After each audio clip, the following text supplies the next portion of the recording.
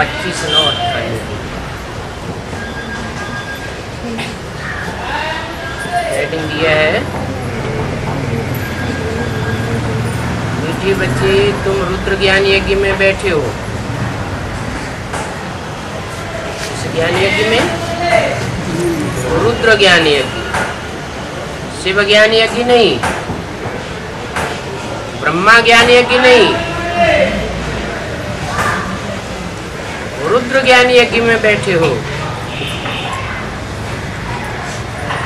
रुद्र शिव बाबा तुम्हें जो सुनाते हैं वो सुन करके फिर दूसरों को जरूर सुनाना है।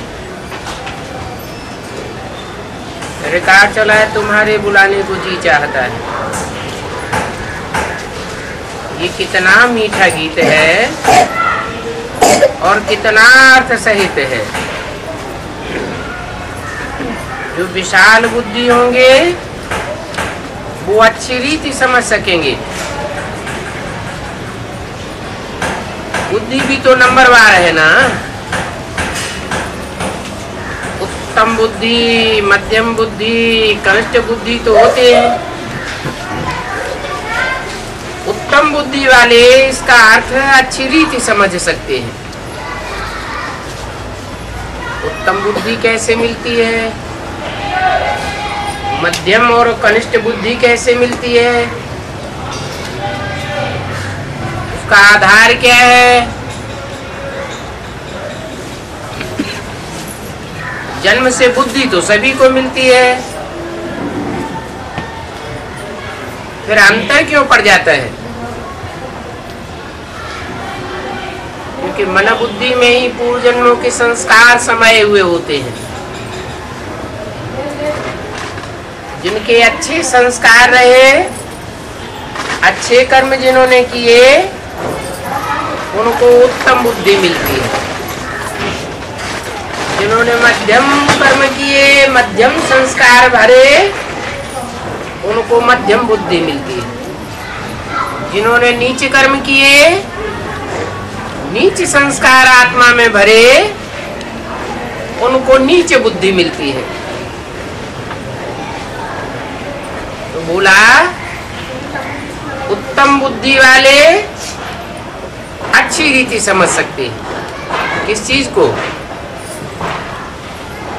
जो भी बाबा ने गीत बनवाए हैं और मुरली में जो आते हैं, उन गीतों का अर्थ समझ सकते हैं। तुम्हारे बुलाने को जी चाहता है, ये कौन याद करते हैं? बच्चे तो याद करते हैं। तुम्हारे बुलाने को जी चाहता है, लेकिन कौन से बच्चे याद करते हैं? कौन बुलाते हैं? 500 करोड़ बुलाते हैं क्या?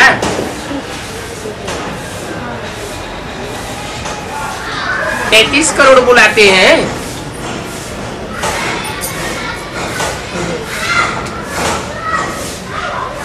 गांधी जी के जमाने में गांधी जी के साथ 40 करोड़ ने गुहार लगाई।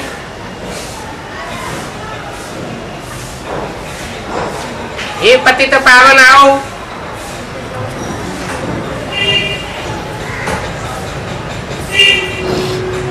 तो गुहार सुन करके आए क्या? उसी टाइम तो कांग्रेस का जन्म हुआ था और उसी टाइम ये रूहानी कांग्रेस भी बनी।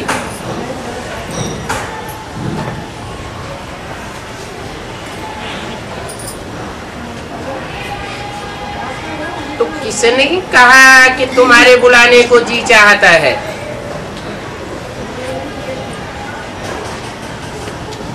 वही कहते हैं जो पतित से पावन बनते हैं। पावन बने थे, अभी भी बनने वाले हैं। कल्प कल्प पतित से पावन बनते हैं। जो पतित से पावन बनते हैं उन्हीं का दिल करता है बुलाने का। जो पतित से पावन बनते नहीं वो बुलाते नहीं। क्या दूसरे धर्म वाले बुलाते हैं पतित पावन राम बाप को? नहीं बुलाते। नंबरवार बच्चे तो ढेर हैं। जो ब्राह्मण बने हैं, जो देवता थे, और उसमें भी जिन्होंने पूरे 84 जन्म लिए हैं, उन्होंने ही जास्ती बुलाया। जिन्होंने पूरे 84 जन्म नहीं लिए, कम कलाओं वाले देवता बने, कच्चे देवता बने, उन्होंने उतना नहीं बुलाया। उतना पति से पावन बनते भी नहीं।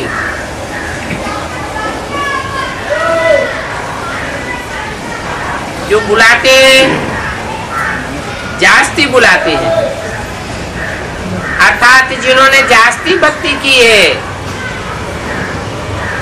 वही शिव अथवा सोमनाथ के मंदिर की स्थापना करते हैं।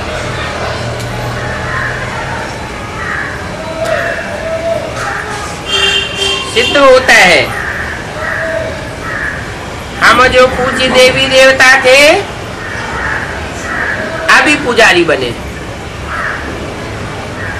बरोबर हम पूज्य थे, फिर हम पुजारी बने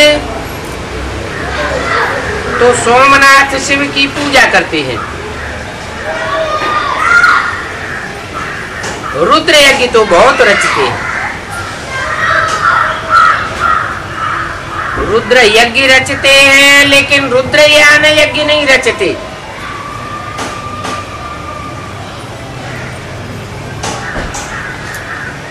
रुद्र ने क्या ज्ञान सुनाया सो कोई को पता ही नहीं। नाम रख देते हैं रुद्र यज्ञ। किस आधार पर नाम रखते हैं? काम किया रुद्र ने कोई काम किया है संपन्न, तो नाम रखा है रुद्र यज्ञ। अभी भी देखा जाए तो रुद्र यज्ञ रचते रहते हैं। तुम बहुत अच्छा समझा सकते हो। जो रुद्र यज्ञ रचते हैं उनको बता सकते हो कि रुद्र कौन है, किसका नाम रुद्र है।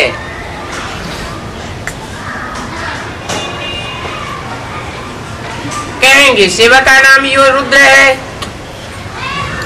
लेकिन शिव तो बिंदी का नाम है। बिंदी कैसे विकराल रूप धारण करती है? जरूर कोई साकार में प्रवेश करती है। प्रवेश करके विकराल रूप धारण करते हैं, तब संपन्न आहुति होती है, संपूर्ण आहुति लगती है।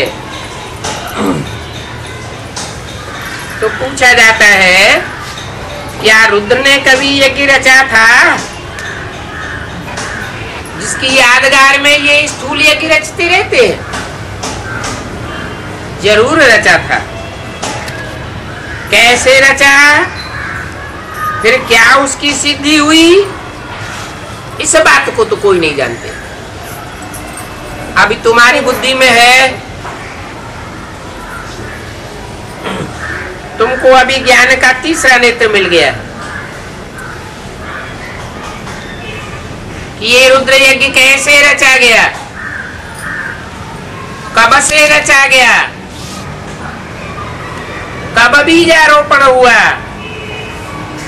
और कब इसकी अंतिम आहुति होनी है। परमपिता परमात्मा के सिवाय ये ज्ञान का तीसरा नेत्र कोई दे नहीं सकता। ज्ञान सागर परमपिता परमात्मा को ही गाया जाता है। वो ज्ञान का सागर है, बाकी सब है नदियां। सरोवर, टोबके, कुएं, बावड़ी आदि। मनुष्य को तो ज्ञान सागर तो नहीं कहेंगे। सागर में तो सभी का जल समाया जाता है, सभी में सागर नहीं समाय सकता। इसलिए क्या बोला है, भक्ति मार्ग की गीता में भी बोला है, न हम तेषु ते मये, मैं उनमें नहीं हूं, लेकिन वो सब मेरे में समाये हुए। कौन? जो भी गड्ढे गरीचियां हैं, जो भी नदियां हैं, नद हैं, नहरें हैं, वो मेरे में समाते हैं, लेकिन मैं उनमें निवास नहीं करता हूं।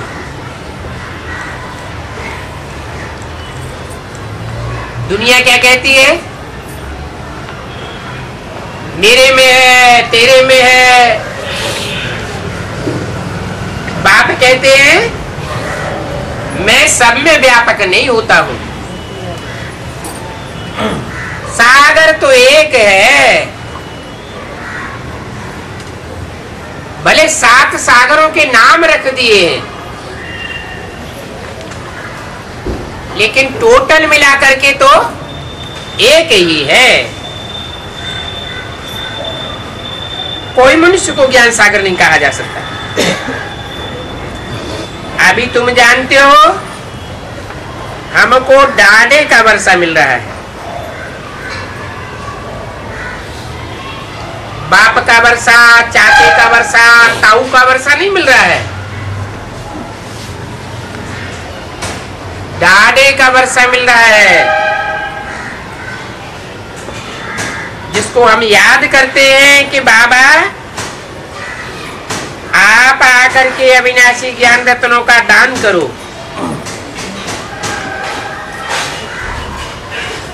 अविनाशी ज्ञान रत्न कैसे?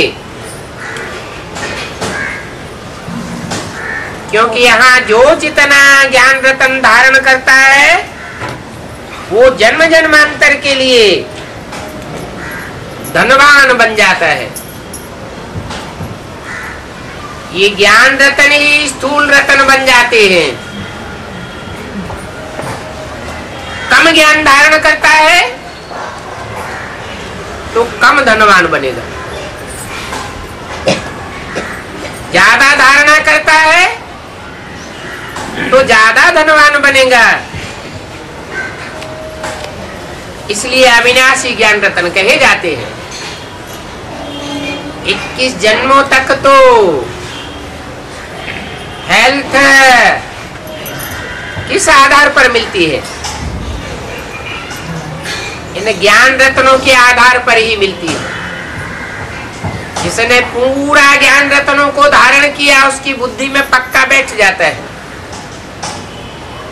कि हमको यही हेल्दी वेल्दी बनना है। भगवान का वर्षा है तो इसी जन्म में प्राप्त करना है। यहाँ जो प्राप्त करते हैं उनका मुकाबला अगले जन्मों में आने वाली आत्माएं नहीं कर सकती। वो जन्म जन्मांतर वो वर्षा चलता है, 21 जन्म तक तो चलता ही है, लेकिन 21 जन्मों के आधार पर वर्तमान पुरुषार्थ की प्रैक्टिस के आधार पर 63 जन्मों का भी हिसाब बन जाता है। जिसने जितना यहाँ तीव्र गति से धारणा की है वो 63 जन्मों में भी तीव्र पुरुषार्थ करने का अभ्यासी बना रहता है।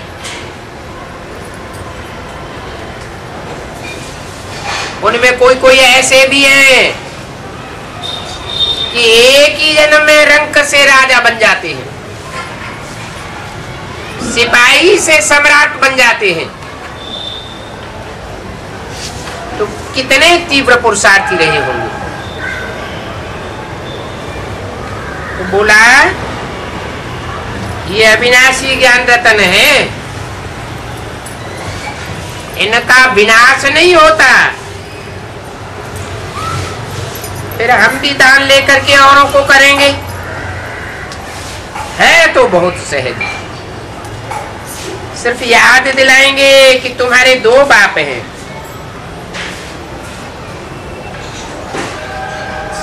कौन से दो बाप? एक आत्माओं का बाप और एक मनुष्य सृष्टि का बाप हो। भक्ति मार्ग में भी दो बाप होते हैं, एक लौकिक बाप और एक पारलौकिक बाप। यहां भी तुम्हारे दो बाप हैं, एक तो इसी लोक का है। क्या? सारे सृष्टि चक्र में इसी लोक में हमारे साथ रहता है, ऑलराउंड पार्ट बजाता है। और एक पारलौकिक बाप है। भक्ति मार्ग में भी दो होते हैं। सतयुग त्रेता में तो लौकिक बाप ही होता है, पारलौकिक बाप होता ही नहीं है। और वहां वर्षा भी तुम लौकिक बाप से नहीं प्राप्त करते हो। किस आधार पर करते हो वर्षा? वहां सतयुग त्रेता में वर्षा किस आधार पर मिलता है? लौकिक बाप के अनुसार तो मिलता नहीं।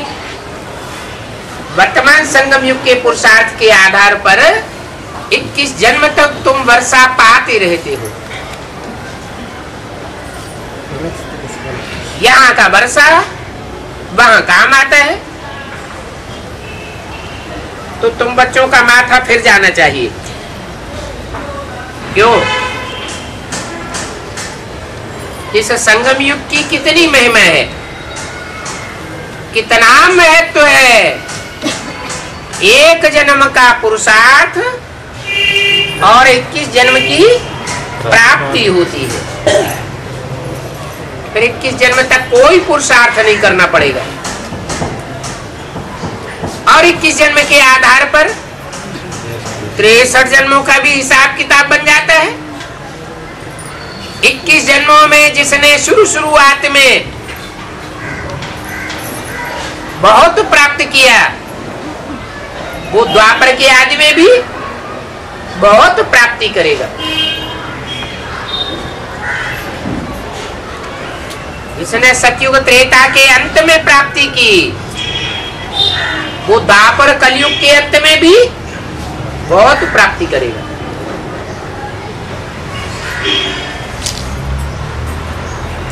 यहाँ के पुरुषार्थ के आधार पर है। जिन्होंने आदि में तीखा पुरुषार्थ किया, वो अंत में भी तीखा पुरुषार्थ करते हैं। तो बोला तुम्हारा तो माथा फिर जाना चाहिए। ऐसी ऐसी जगह जाकर के पूछना चाहिए कि ये रुद्र यज्ञ आदि में किसने रचा था, पहले किसने रचा। तुम जो ये रुद्र यज्ञ रचते हो, शुरुआत तो किसी ने की होगी ना। इसका नाम तो तुमने रखा है, क्या? रुद्र यज्ञ। तो जरूर रुद्र ने ही काम किया होगा।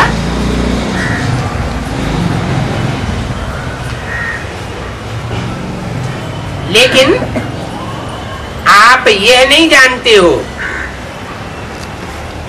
कि जिसने आदि में रुद्र यज्ञ रचा, वो सिर्फ रुद्र यज्ञ नहीं था। क्या था? रुद्र ज्ञान यज्ञ था। तुम तो मैटेरियल यज्ञ रचते हो। क्या?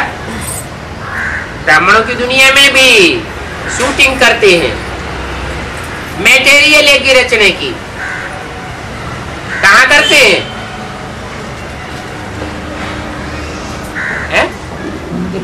बेसिक नॉलेज में ज्ञान सुनाते हैं या मेटेरियल इकट्ठा करके यज्ञ रचते हैं? क्या करते हैं? मेटेरियल यज्ञ रचते हैं। धन के आधार पर सारा कारोबार चलता है, स्थूल धन। और यहाँ बाप ज्ञान यज्ञ रचते हैं।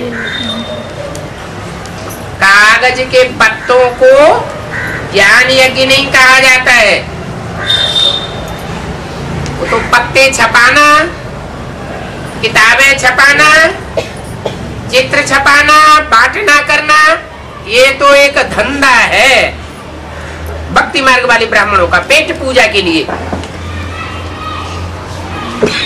बाप ऐसा कोई धंधा नहीं कराते हैं कि किताबें छपाने से बीच में प्राप्ति होती रहे, नहीं कराते।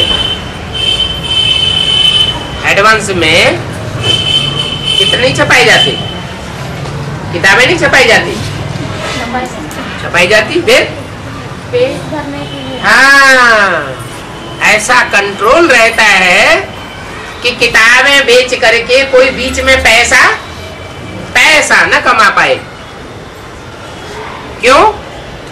क्योंकि ईश्वरीय ज्ञान यज्ञ मुफ्त में मिलता है। ज्ञान यज्ञ से ये ज्ञान कोई पैसों से नहीं खरीदा जाता। ये तो अथाह सागर है, इसको सागर में इस ज्ञान को बांधा नहीं जा सकता। असल नाम है रुद्र ज्ञान यज्ञ। और रुद्र तो है निराकार है? शिव निराकार है या रुद्र निराकार है? शिव निराकार है, फिर रुद्र निराकार क्यों कह दिया? निराकारी तेज धारण करता है। पूछा, रुद्र तो निराकार है, फिर निराकार कैसे यज्ञ रचेगा? जरूर साकार में आकर निराकारी स्टेज धारण करता है, शरीर जरूर धारण करना पड़े। शास्त्रों में दक्ष प्रजापति का यज्ञ भी गाया जाता है। प्रजापिता नहीं कहते, क्या कहते हैं? दक्ष प्रजापति। ये शास्त्रों में प्रजापति क्यों है? जबकि यहाँ प्रजापिता ब्रह्मा कुमारी ईश्वरीय विश्वविद्यालय चल रहा है। ये पिता पति कैसे बन गया?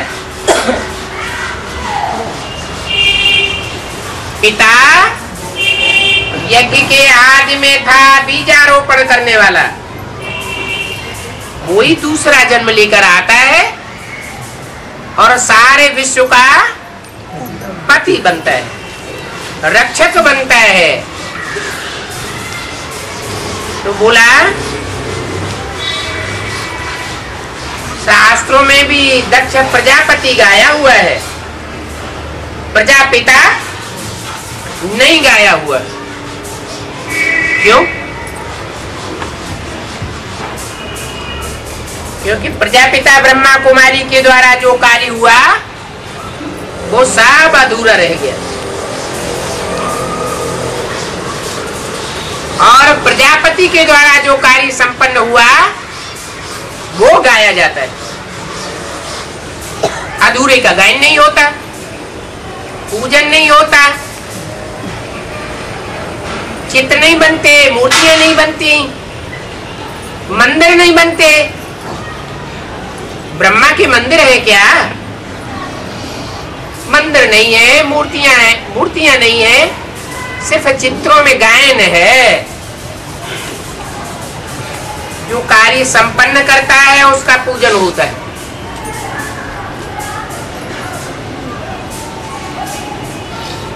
तो दक्ष प्रजापति का यज्ञ मनाते आते हैं। दिखाते हैं दक्ष प्रजापति यज्ञ में अश्व को स्वाहा करते हैं, घोड़े को टुकड़े टुकड़े करके जलाते हैं। कौन सा घोड़ा?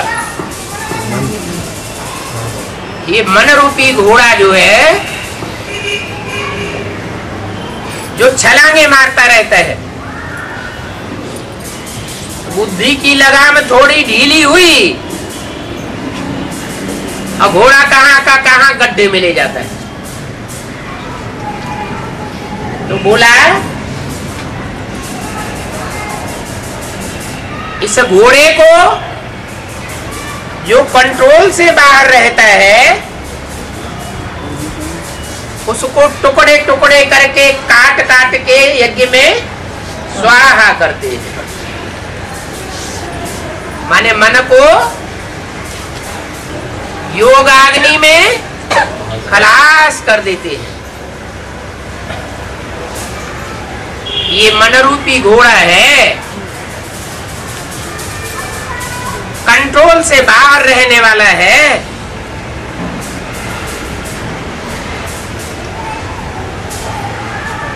शिव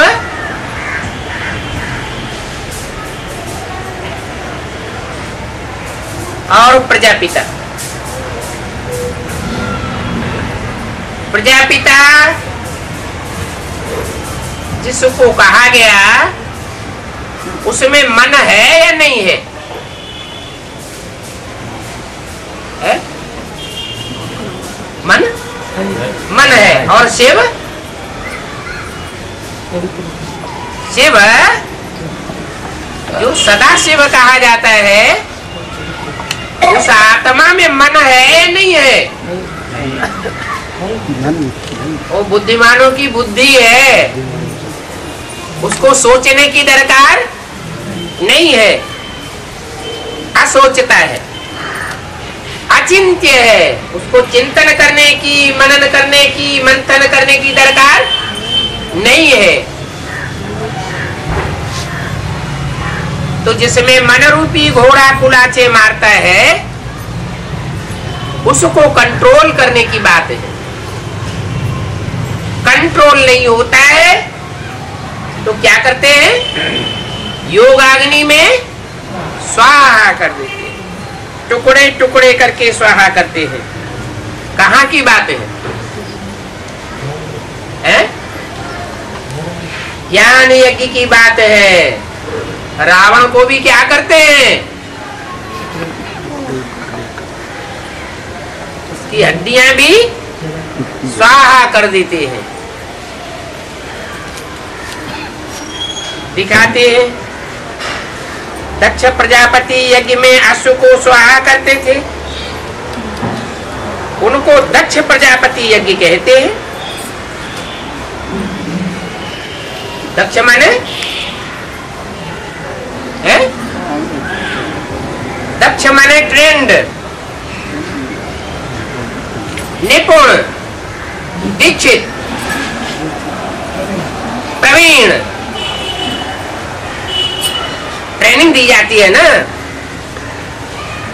तो जिनको ट्रेनिंग मिल जाती है उनको कहते हैं ट्रेंड। तो दक्ष प्रजापति किस बात में ट्रेंड? ज्ञान यज्ञ रचने में ट्रेंड है। तो बोला ये बातें तुम अभी जानते हो क्या? बेसिक नॉलेज में थे, छोटे बच्चे बेबी बुद्धि थे, तब नहीं जानते थे, अभी ये बातें जानते हो। तो वहां लिखना चाहिए ये कौन सा यज्ञ है? बड़ा भवके से यज्ञ करते हैं क्या? कौन सा यज्ञ? जो ज्ञान यज्ञ है वो दक्ष प्रजापति के द्वारा बड़े भवके से किया जाता है।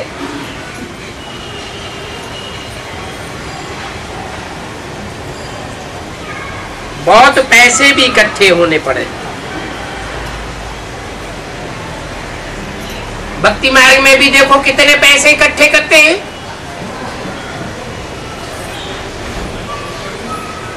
भक्ति मार्ग में जो बड़े बड़े आदमी होते हैं वो रुद्र यज्ञ में बहुत दान करते हैं। वो स्थूल दुनिया की नजरों के हिसाब से बड़े आदमी होते हैं। और यहाँ कौन से बड़े आदमी हैं? जो रुद्र यज्ञ में तन मन धन समय संपर्क संबंध साथ स्वाहा करते हैं, वो बड़े आदमी। माना कोई जरूरी नहीं है कि करोड़पति हो तो वो बड़ा आदमी है,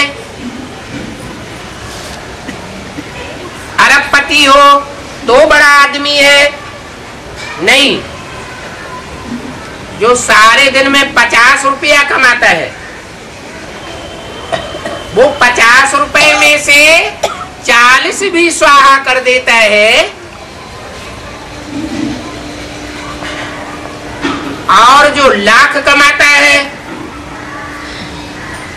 बारे न्यारे करता है रोज, और उसमें से आधा 50 यज्ञ में दान कर देता है, तो कौन फायदे में हुआ? रेशो किसका ज्यादा हुआ? गरीब आदमी का रेशो ज्यादा हो जाता है, क्योंकि बाप परसेंटेज के हिसाब से देखते हैं। मेहनत की कमाई किसकी है?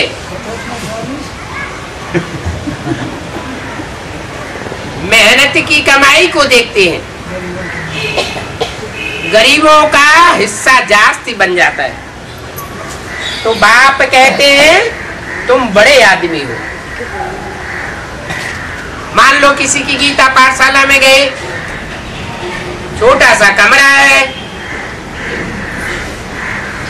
उसी में रहना होता है, खाना बनाना होता है, सोना होता है, उसी में सफाई करके क्लास करते हैं। बाबा पहुंचते हैं तो उसी में बाबा को सुलाई देते हैं। बच्चे कहते हैं बाबा छोटा घर है, तो बाबा क्या कहते हैं? नहीं बच्चे, बाबा के लिए तुम्हारा बड़ा घर है, तुम बाबा के लिए बड़े आदमी हो, छोटे आदमी नहीं हो। क्या? इन्फीरियरिटी कॉम्प्लेक्स नहीं आना चाहिए।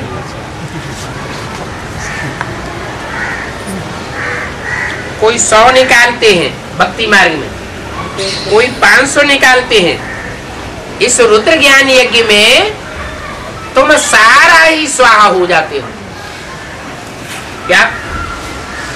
भक्ति मार्ग में सारा का सारा कोई दान नहीं करता, ये पूरा ही अर्पण हो जाए। और यहाँ तुम क्या करते हो? तुम सारा का सारा स्वाहा हो जाते हो। सारा ही तन, बीबी बाल बच्चे सब स्वाहा कर देते हो, अपना भी तन अर्पण करते हो, संबंधियों की भी बाजी लगाने में पीछे नहीं रहते। जो भी संपर्क में आते हैं सब की बाजी लगाते हैं।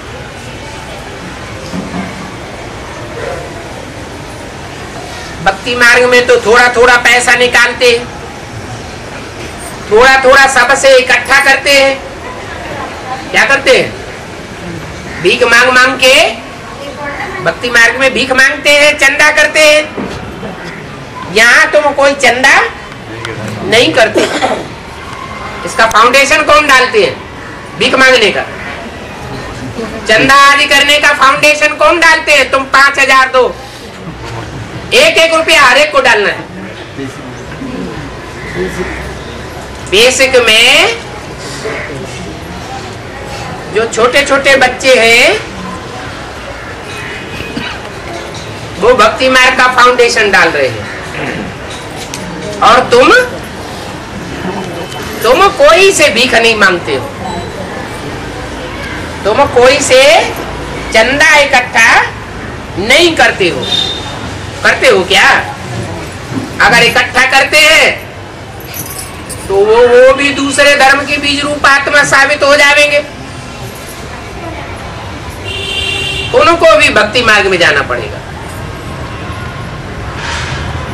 84 जन्म की प्रारब्ध लेने वाले नहीं बन सकेंगे। तो भक्ति मार्ग में थोड़ा थोड़ा पैसा इकट्ठा करते हैं, चंदा करते हैं, भीख मांगते हैं, फिर ब्राह्मण को दक्षिणा मिलती है।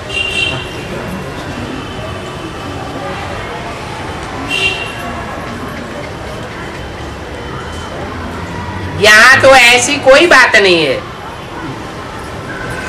कि ब्राह्मण की पेट पूजा के लिए इकट्ठा करते हो, हैं?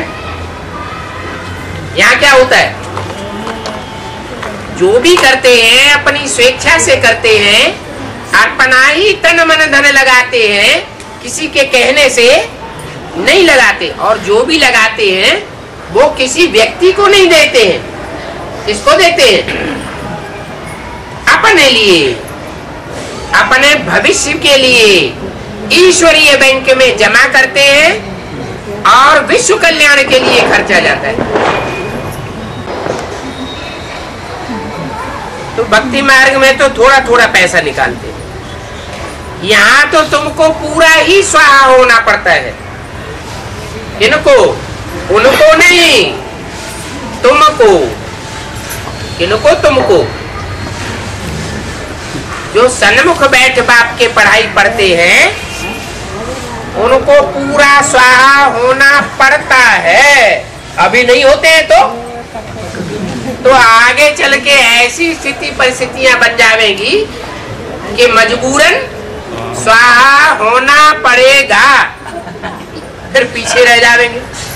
तब कहेंगे हमारा नंबर पीछे क्यों?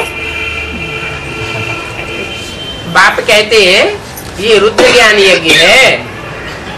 क्या? ये रुद्र यज्ञ नहीं है भक्ति मार्ग का। ये ज्ञान सागर के द्वारा डायरेक्ट रचा हुआ यज्ञ है। वहां तो स्वाहा होने की बात नहीं होती। कहां? भक्ति मार्ग में। वहां बच्चे कहते हैं बाबा नहीं, वहां यहाँ बच्चे कहते हैं बाबा तन मन धन सहित मैं अब आपके पास आता हूं। वहां भक्ति मार्ग में तो ऐसे नहीं कहेंगे कि तन की शक्ति के सहित, भी बालों बच्चों की शक्ति, मेरे तन की शक्ति, जो भी तन की शक्ति है उसके साथ में यज्ञ में आता हूं। वहां भक्ति मार्ग में कहेंगे? है ही नहीं सामने, कहेंगे किससे? और यहाँ तो तुम तो कहते हो क्या बाबा मैं तन मन धन जो भी है उस पूरी पावर के साथ मैं आपके पास आता हूं। वहां ऐसे नहीं कहेंगे। आहुति में कभी ऐसे नहीं डालेंगे। कैसे? कि तन मन धन सब स्वाहा। क्या करते हैं? दिखावा कर देते हैं। थोड़ा सा घी, थोड़ा सा अनाज, थोड़ा सा ये, थोड़ा सा वो, तिल, वो सारा इकट्ठा करके थोड़ा सा डालेंगे, थोड़ा थोड़ा करके डालेंगे। और यहाँ तो तुम पूरा ही तन मन धन प्रैक्टिकल में अर्पण करते हो। जब यज्ञ पूरा होता है भक्ति मार्ग में तो सारा इकट्ठा करेंगे और आखिरी आहुति शंकर जी को डाला।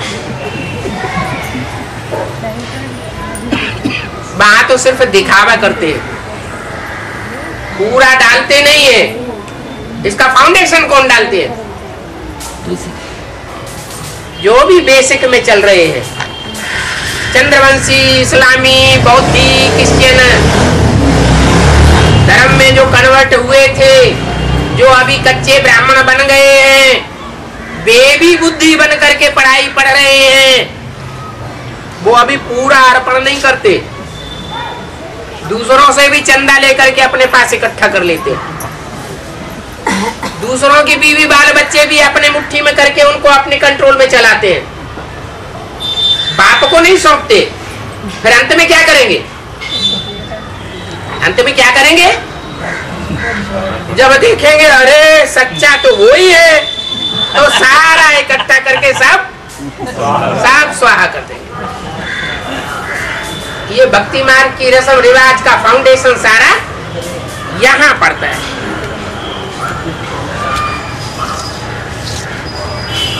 तो बाबा कहते वो आहुति में कभी ऐसे नहीं डालेंगे कि बाबा तन मन धन सब तेरा। आरती आदि होगी,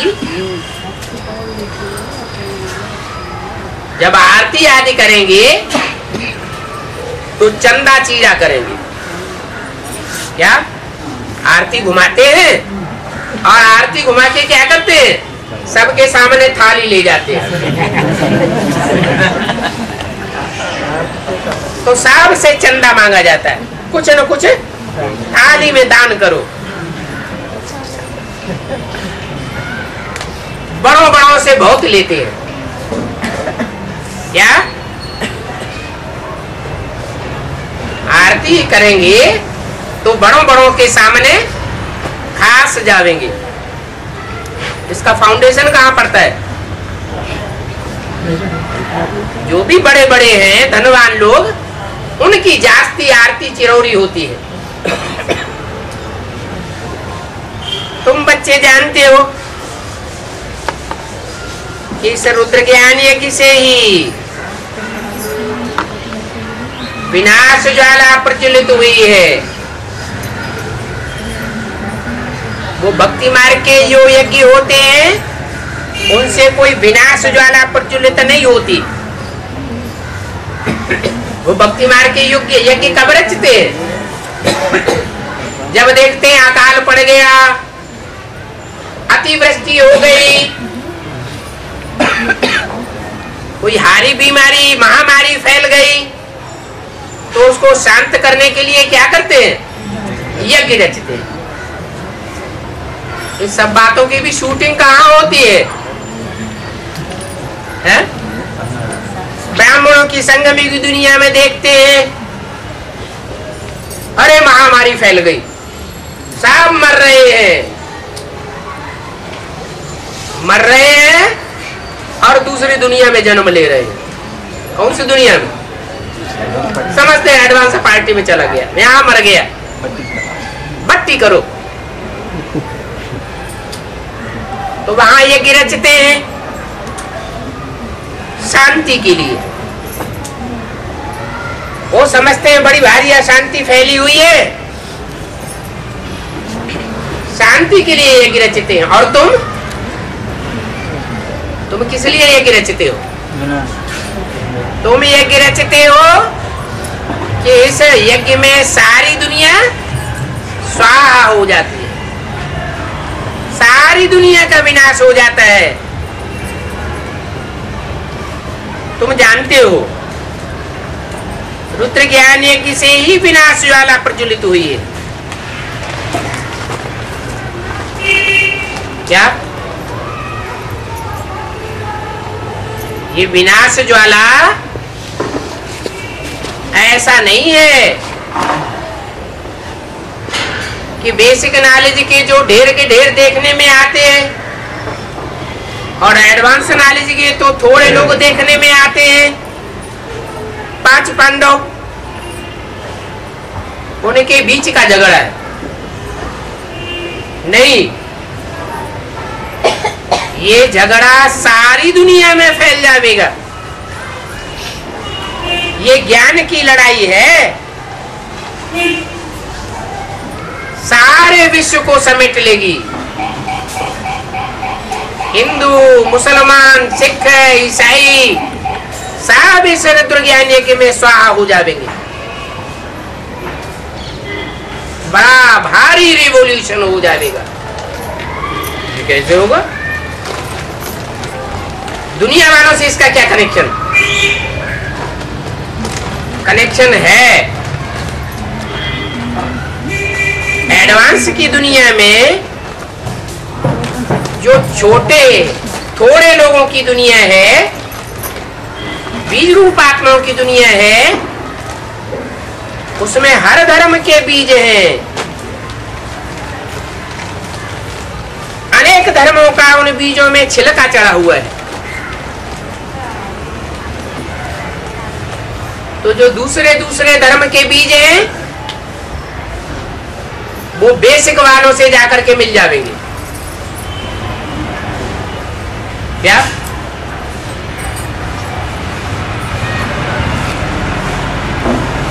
आर्य समाजी आधार मूर्त आर्य समाजियों में मिल जाएंगे। जो रुद्रमाला में चंद्रवंशी और चंद्रवंशियों का हेड होगा वो उन चंद्रवंशियों से जाकर के मिल जाएगा। जो इस्लाम वंशी होंगे वो आधार मूर्ति इस्लाम वंशियों में मिल जाएंगे। और वो आधार मूर्ति क्या करते हैं? जो बाहर की दुनिया के इस्लामी हैं वो इस्लामी इस्लामियों में मिल जाएंगे। क्रिश्चियन क्रिश्चियंस में मिल जाएंगे। जो सन्यासी हैं वो बड़े बड़े सन्यासियों का आधार ले लेंगे, दुनियावी सन्यासियों का। तो एडवांस की नॉलेज आधार मूर्तों में पहुंचेगी। जरूर ऐसा करने वाले अधूरा ज्ञान उठाने वाले हैं, असल सूर्यवंशी नहीं होंगे तो इधर की बात उधर डालेंगे और वो इधर की बात दुनिया वालों में डालेंगे। ऐसे लड़ाई बड़ा रूप धारण कर जाएगी। इसलिए बोला, क्या बोला? तुमको भी स्वाहा होना पड़ता है। क्या उनके लिए नहीं कहा कि वो पूरे स्वाहा होते हैं तन मन धन सहित, लेकिन तुमको स्वाहा होना पड़ता है।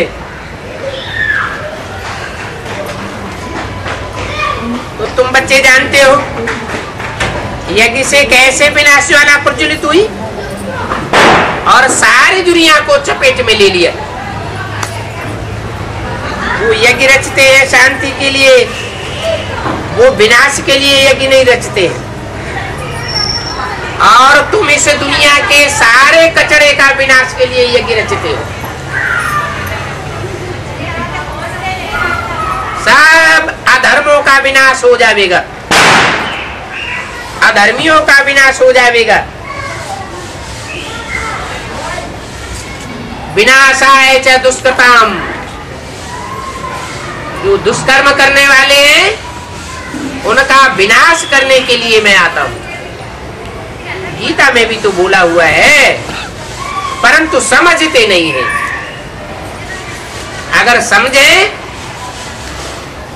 तो कुछ बुद्धि में बैठे।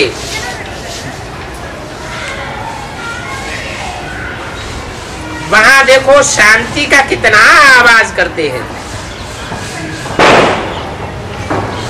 विश्व शांति यज्ञ रचते हैं, विश्व शांति सम्मेलन करते हैं बाहर की दुनिया में, भक्ति मार्ग में। उसकी शूटिंग कहाँ होती है? उसकी शूटिंग भी यहाँ बेसिक में होती है। कितनी कॉन्फ्रेंस करते रहते हैं, रिजल्ट कुछ भी नहीं निकलता। सब धर्म वालों का आवाहन करेंगे, सब आकर के अपनी ट्रा ट्रा करके चले जाएंगे। फैसला करने वाला कोई नहीं। राइट क्या है, रॉन्ग क्या है, वो तुम बच्चे समझते हो। आवाज शांति के लिए कितना करते हैं। विश्व शांति कॉन्फ्रेंस करेंगे, विश्व में शांति कैसे हो, अखबार भर जाएंगे, रेडियो में से आवाज निकलेगी चारों तरफ। टीवी चैनल्स में से आवाज निकलेगी, कितना बड़ा आवाज कर देते हैं। शांति तो सारी दुनिया में चाहिए ना, लेकिन एक जगह कॉन्फ्रेंस करने से शांति हो जाएगी, ऐसे तो हो नहीं सकता। परमात्मा ही शांति का सागर है, वो सब आत्माओं का बाप है। तुम बच्चों को अर्थ समझाया जाता है, अखबार पढ़ते हो तो ख्याल चलना चाहिए कि कैसे ये सब बातें हम सबको समझावे। ओम शांति। बाबा दक्ष प्रजापति को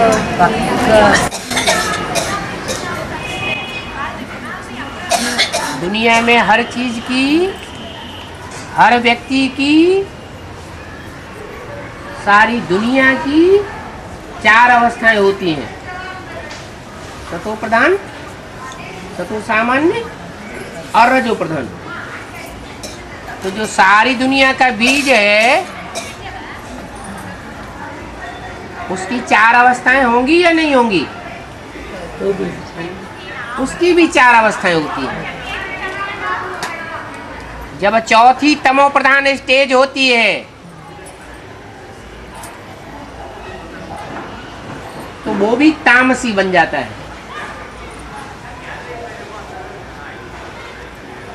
ज्ञान भी सतो प्रधान, सतो सामान्य, रजो और तमो बनता है। भक्ति भी सतो प्रधान, सतो सामान्य और तमो प्रधान बनती है।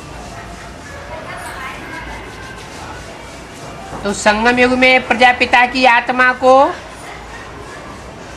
जब सारे विश्व की कंट्रोलिंग पावर मिलती है तो अंत में वो भी तामसी बनता है। पहले निमित्त मात्र, जब सतो प्रधान, सतो सामान्य तो निमित्त मात्र। सब कुछ कौन कर करा रहा है?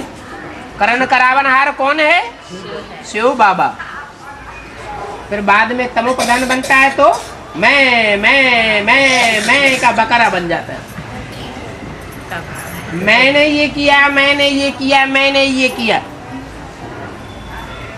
इसलिए भक्ति मार्ग में दिखाया जाता है वो बकरे का सिर लगाई दिया।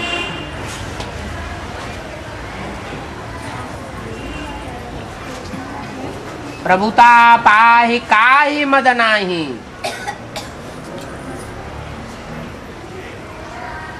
क्या? जब ऊंची कुर्सी मिल जाती है लंबे टाइम तक तो किसको अहंकार नहीं चढ़ता?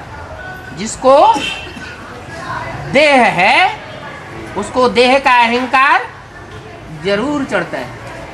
इसलिए बोला है राम ही क्या बन जाता है? रावण बन जाता है। और जो भी ड्रामा में है सब कल्याणकारी है। क्या? क्यों कल्याणकारी है? कंस, कृष्ण को कंस और राम को रावण बनने ये क्यों जरूरी है? क्यों कल्याणकारी है? क्योंकि ये सृष्टि की आदि वाली आत्माएं ईश्वरीय ज्ञान पा करके ये बहुत पावरफुल बन जाती है। ज्ञान तामसी बनता है। तामसी समय की जब शूटिंग होती है तो कृष्ण कंस बन जाता है, राम रावण बन जाता है। लेकिन अंतिम समय में दुनिया के बड़े से बड़े पापाचारी, दुराचारी द्वापर युग में होते हैं, कलयुग के आदि में होते हैं, मध्य में होते हैं या कलयुग के एकदम अंत में होते हैं।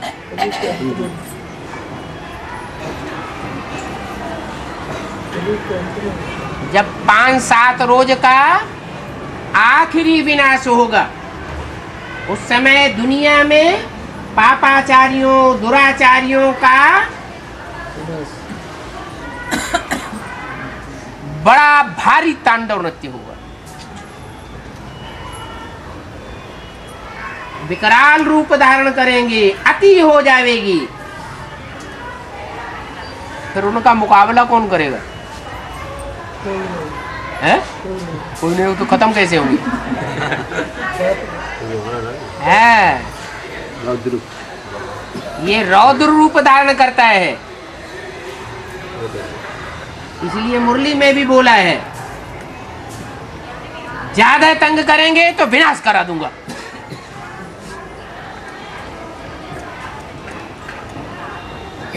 अब वो चाहे एडवांस की दुनिया हो, चाहे आधारभूत ब्राह्मणों की बेसिक की दुनिया हो, और चाहे बाहर की 500-700 करोड़ की दुनिया हो,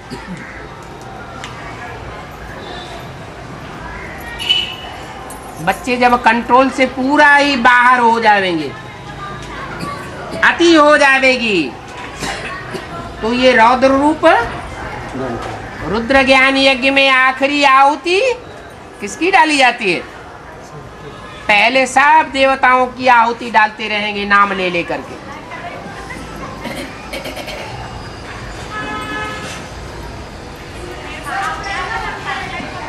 ब्रह्मा देवताय नमः स्वाहा, विष्णु देवताय नमः स्वाहा, जगदम्बाय स्वाहा। फिर अंत में क्या कहेंगे? अंत में शंकर जी की आखिरी आहुति सब इकट्ठा करेंगे। स्वाहा। ऐसा क्यों?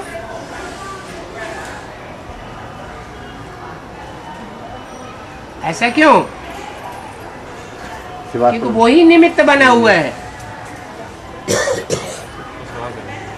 सब स्वाहा करने के लिए। और इसी समय में सुप्रीम सोल है, इसी समय में सुप्रीम सोल, हाँ सुप्रीम सोल तब तक बना ही रहेगा। आप तो कहते हैं जब आग लगकर पूरी होगी तो मैं क्या करूंगा यहाँ? मैं आता ही हूँ तुम्हारी राजधानी स्थापन करने के लिए, धर्म स्थापन करने के लिए। ब्राह्मण धर्म की स्थापना हुई, देवता धर्म की स्थापना हुई, देवता धर्म की राजधानी स्थापन हुई। धर्म पिताएं तो राजधानी स्थापन नहीं करते, राज्य स्थापन नहीं करते। कृष्ण का जन्म होगा तो राजधानी होगी या नहीं होगी? है? होगी। देवताओं की राजधानी तो होगी ना, तो राजधानी स्थापन हुई। शिव बाप आकर के कोई मुकर्रर रथ होता है उसको आप समान बना देता है। क्या रह करके करेगा? तो 100 साल के लिए आता है ना।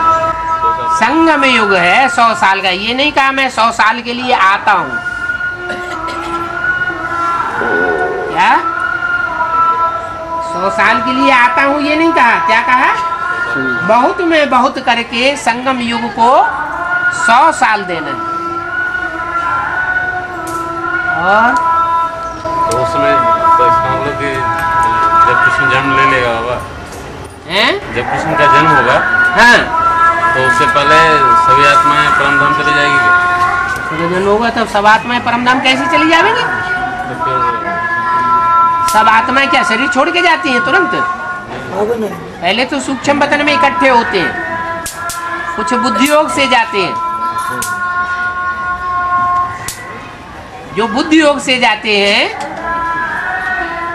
जो बुद्धि योग से जाते हैं वो नई दुनिया की सृजन की शुरुआत करते हैं। उनके शरीर का विनाश नहीं होता।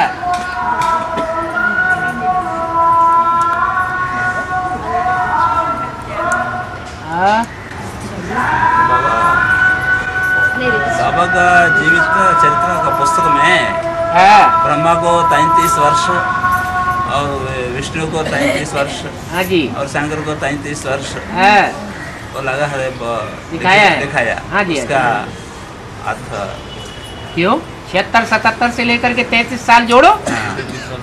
कहाँ से कब से कम 76 77 से बाप की प्रत्यक्षता वर्ष संपूर्णता वर्ष नहीं बनाया गया तो कितने वर्ष हुए 2008 से हैं? 2008 से हाँ हाँ हाँ जी हाँ जी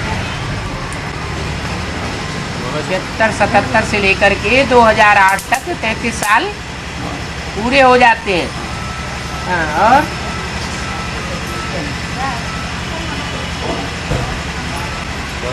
हाँ जिस कृष्ण का गायन बच्चे के रूप में है जिस कृष्ण का गायन है जिस कृष्ण का गायन बच्चे के रूप में है। वो हाँ। तो एक्चुअल गायन जिस कृष्ण का वो तो संगमयुगी कृष्ण है, हाँ जी लेकिन गायन तो हम बच्चे के रूप में दिखाते हैं कृष्ण का भक्ति मार्ग। हाँ तो बच्चा का मतलब क्या है बच्चा बुद्धि लेकिन वो तो संपूर्ण है, वो तो संगमयुगी कृष्ण है, वो तो बच्चा बुद्धि नहीं है ना। अरे बच्चा नहीं तो मक्खन ऐसे ही चुराता है दूसरों के यहाँ जाके है? संपन्न होगा तो मक्खन चुराएगा क्या आप चोरी करेगा माताओं को तंग करेगा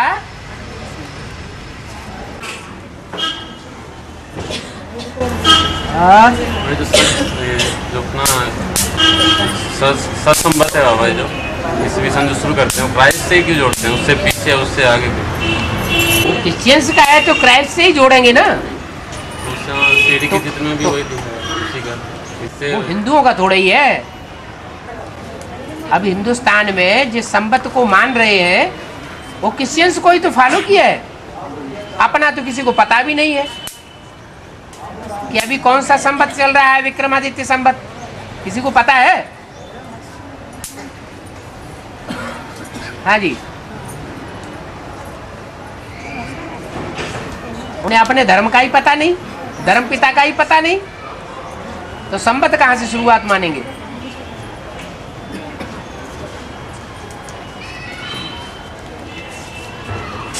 हाँ और जिस गीता के ऊपर कृष्ण का छाप है और वो चैतन्य गीता और जिस गीता के दिल पर कृष्ण की छाप है वो है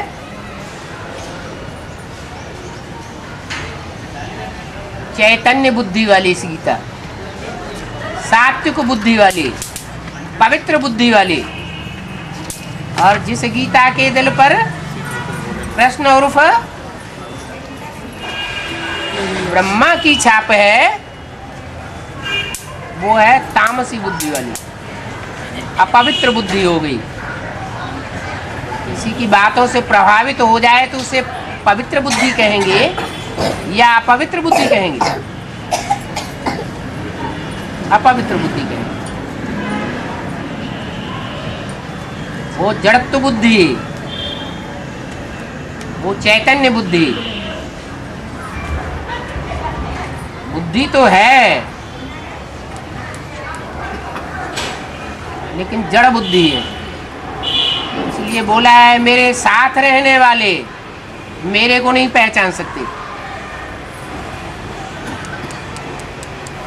सारा जीवन मेरे साथ रहे, मेरे साथ खाया, मेरे साथ खेला, मेरे साथ बैठे, सब कुछ किया और फिर मेरे को नहीं पहचान पाया तो दूसरों के प्रभाव में आ जाते हैं। फिर भी बाप कहते हैं नैया डोलेगी लेकिन डूबेगी नहीं। और